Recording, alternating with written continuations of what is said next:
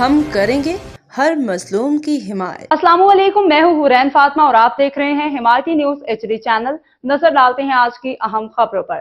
بھینس کالونی میں گاڑی چوری، لسبیلا پولیس کی فوری کارروائی، گاڑی برآمد، 2 ملزمان گرفتار۔ رپورٹ احمدین حمایتی کراچی کے علاقے بھینس کالونی تھانہ سکھن کی حدود میں گزشتہ روز صبح تقریباً 4:45 بجے نئی آبادی مسلم لیگ کالونی روڈ نمبر 8 نظفتہ بازار والی گلی سے افضل الیکٹرانکس کی ٹوڈی کرولا کار AER 518 چوری ہو گئی۔ علاقہ مکینوں کے مطابق بھینس کالونی میں گاڑیوں موٹر سائیکلوں کی چوری روز کا معمول بن چکی ہے، جبکہ اس سے قبل کئی دودھ سپلائی کرنے والا مزدہ گاڑیاں بھی چوری ہو چکی ہیں۔ بڑھتی ہوئی چوریوں اور ڈکیتیوں کی وارداتوں نے عوام کو شدید تشویش میں مبتلا کر رکھا ہے۔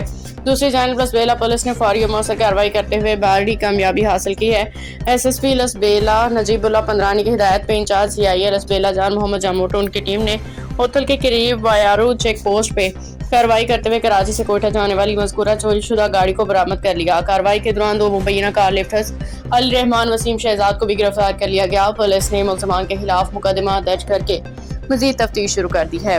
عوامی حلقوں نے لسبیلا پولیس کی اس بروقت کارروائی کو سراہتے ہوئے IG سندھ جناب جاوید عالم اوڈو سے مطالبہ کیا ہے کہ بھینس کالونی اور تھانہ سکھن کے علاقوں میں بڑھتی ہوئی وارداتوں کے خاتمے کے لیے بھی مؤثر اقدامات کیے جائیں۔